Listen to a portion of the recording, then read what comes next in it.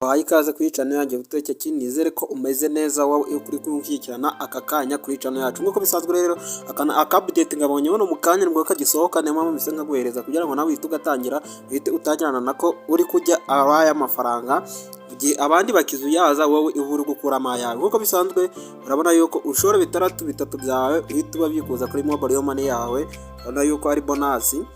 Noneho diary return ni 20 kugera kuri 40 ubona ku munsi. Diary check-in ni iyi ngira ngo ntamwe numeruka udu platform nk'utu tuba twizewe cyane, ngira ngo urabona yuko iyo utumiye umuntu ubona 38% y'amafaranga yashoye. Nk'uko bisanzwe rero ngiye gukoreka uburyo aka platform gakoramo neza cyane. Nk'uko uri kubibona ahangaha ni product zabo, ukanza hano kuri product zabo uhita ubona yuko amake yo gushora ni 6, ayandi ni 12 ku munsi, ukajya ubona icabiri. Iyo washoye 12 ubona 2,500 bya buri munsi. Ngiye kwereka uburyo ushoramo, hanyuma nawe ukahita uza ukagura iyi product ya 6 ukahita ubikura 3 ako kanya. Iyo wamaze kubigira hano hejuru hahita hazaho ko wamaze kugura product. Rero aya 3 uyabikura iyo umaze kugura product.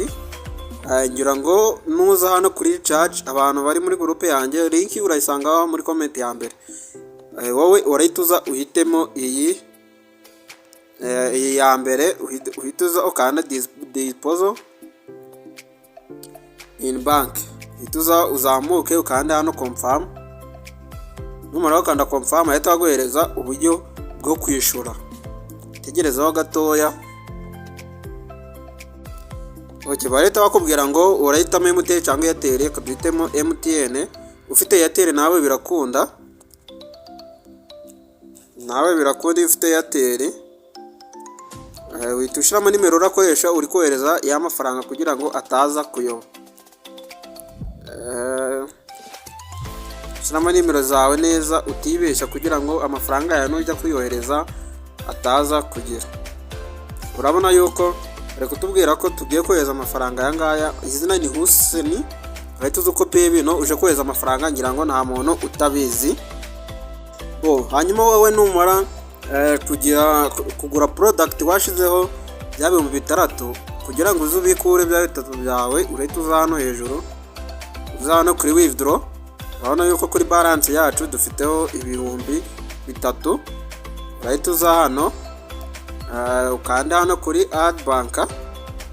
Nyuma ukanda kuri add bank hano hejuru hitamo niba ari MTN, ukande confirm niba ari Airtel. Hano ushira amazina gabaruye kuri ya nimero yawe. Anga ushiremo nimero ya bank yawe aho barohereza amafaranga, hanyuma uhituza ukande confirm. Urashira amazina ya nyayo kugira ngo utaza kuyo, hanyuma uhituza ukande hano urahita ushiramo 3,000. Ngira ngo urana yuko bakata 15%.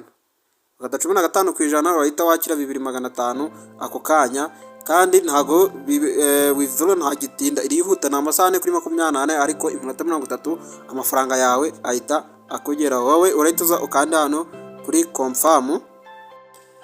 Okay guys, ngira ngo urabona yuko amafaranga ntabwo atinda, ahise atugeraho aka kanya. Urabona ko nakebe 3,000 ako kanya, nta bintu byo gutinda.